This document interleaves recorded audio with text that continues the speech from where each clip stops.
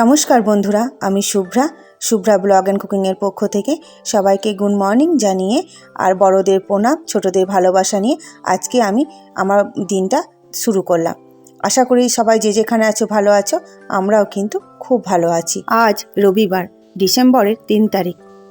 এখন বাজে সকাল 7:30। তা দেখো, সকালে উঠে যে কাজকর্মগুলো থাকে সেগুলো সব সেরে স্নান করে আমি কিন্তু পুজো করে কিন্তু একদম রান্নাঘরে চলে এসেছি। খুব সকাল সকাল, তোমরা ভাবছো এত সকালে দুপুরে রান্না করছি, একটু ভেবে ভাবছো না? কিন্তু কি বলো তো, আজকে আমি শ্বশুরবাড়ি থেকে চলে যাব, সেই জন্য আমি সকালেই রান্নাটা করে নিচ্ছি।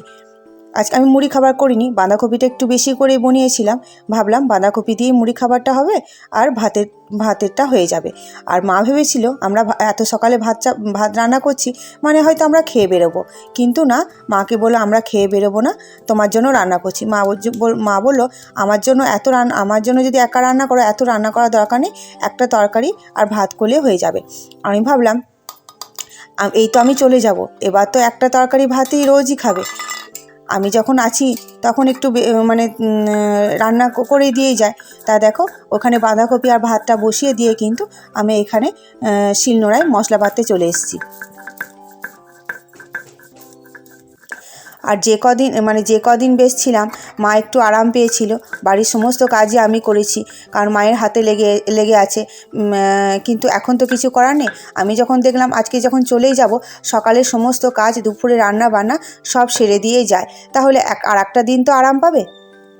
মশলা বাটা হয়ে যাওয়ার পর এই কড়াইয়ে আমি রসুন, 5 ফোড়ন আর শুকনো লঙ্কা দিয়ে আমি মূলোর শাকটা করে নেব। কারণ কালকে বাজার করে নিয়ে এসেছিলো, মূলোতে কিন্তু যে শাকগুলো থাকে খুব কচি ছিল।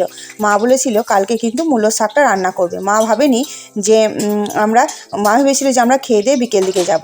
ওই জন্য আমি কালকের ব্লগে দেখবে যে আমি রাতের দিকে কিন্তু তরকারিটা বনিয়ে রেখেছিলাম।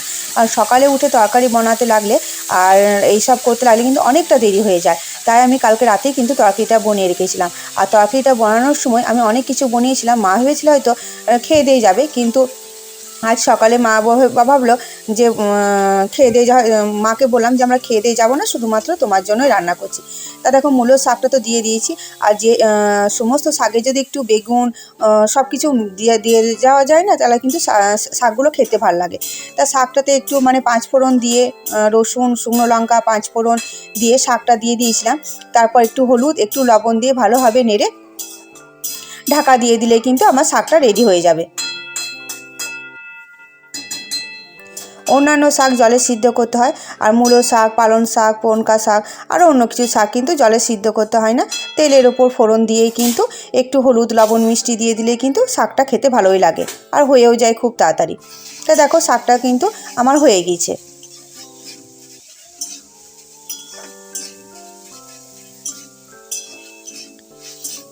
শাকটা রান্না করার পর যে বাঁধাকপিটা সিদ্ধ করে রেখেছিলাম, তেজপাতা, 5 ফোড়ন দিয়ে পেঁয়াজ কুচিটা দিয়ে ভালোভাবে কিন্তু আমি ভেজে নেব।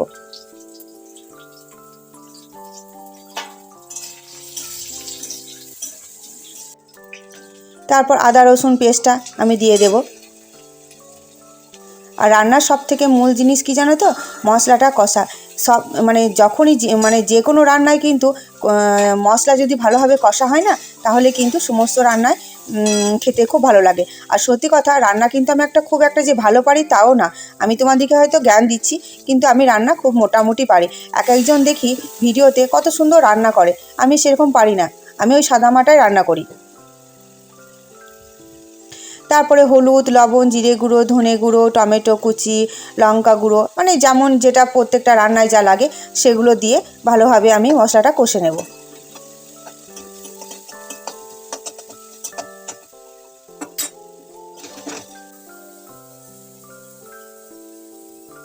মশলাটা কষার পর এই যে বাঁধাকপিটা সিদ্ধ করে রেখেছিলাম, দেখো কুকারে যখন দিয়েছিলাম কিন্তু তখন এক কোকা ছিল, যখন সিদ্ধ করে দেখছি তখন একবারে অল্প একদম হেজে গিয়েছে। 2টো সিটি দিয়ে দিয়েছিলাম। তারপর ভালোভাবে নেড়ে টেড়ে সামান্য একটু জল দিয়ে ঢাকা দিয়ে ফুটে উঠলেই কিন্তু আমার বাঁধাকপিটা রেডি হয়ে যাবে। এদিকে কিন্তু আমার মোটামুটি রান্না প্রায় কমপ্লিট। এদিকে দেখো বাবা ওই ঘরে যাবে, বাবা তো মানে এক সস্ত মানে বসে থাকতে পারে না, শুধু ইপাস ওপাস করবে। আর বয়স হয়েছে তো, ঘর থেকে বেরোতে পারে না, আর এক জায়গায় বসে থাকতে কোনো মানুষই পারে না। ওই জন্য শুধু এই মানে আমার এই রুমের বাইরের দিকে বারান্দা আছে, ওই বারান্দাটায় বসে, আবার ঘরের ভেতর ঢোকে।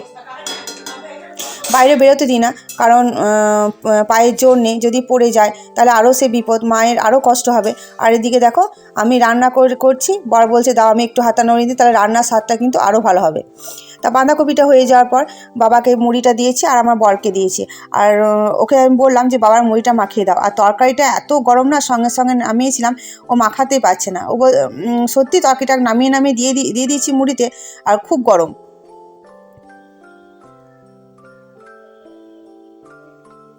আর আমি যখনই ভিডিও করব তখনই আমার বর এসে আমাকে উল্টোপাল্টা কথা শোনাবে, হাসাবে, সেগুলো সব কিছু তোমাদেরকে শোনাতে পারি না।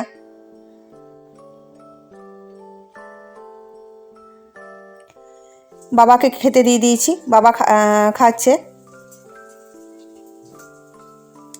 আর এদিকে কিন্তু বরও খাচ্ছে। বরকে খেতে দেওয়ার পর কিন্তু আমরা সবাই খেয়ে নেব।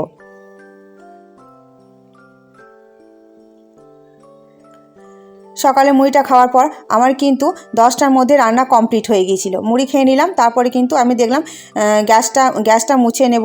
গ্যাসটা মোছার পর বেসিনটা পরিষ্কার করে নেওয়ার পর কিন্তু আমি যে বাসনগুলো থাকে সেগুলো করে নিয়ে একদম মানে সমস্ত কাজ, মাকে আজকে কোনো কাজই করতে হবে না, শুধুমাত্র নিয়ে খেতে হবে, আর এইটুকুই যা, তাছাড়া সমস্ত কাজ কিন্তু আমি সেরে দিয়েই গেলাম। তা সত্যি কথা আজকে মনটা কিন্তু খুব খারাপ, কারণ যে কটা দিন ছিলাম মা একটু আরাম পেয়েছিল, আবার সেই জায়গাটায় মায়ের হাতে লেগে আছে, খুব কষ্ট করে মানে করতে হবে, রান্না বান্না করতে হবে, কিন্তু কিছু করার নেই। ওদিকে আমার ছেলে মানে একা নেই, আমার মা এসছে, এবার আমার মায়ের বা কতদিন থাকবে, মায়েরও তো সংসার আছে। তা দেখো এইদিকে আমার কিন্তু রান্নাটা হয়ে গেল,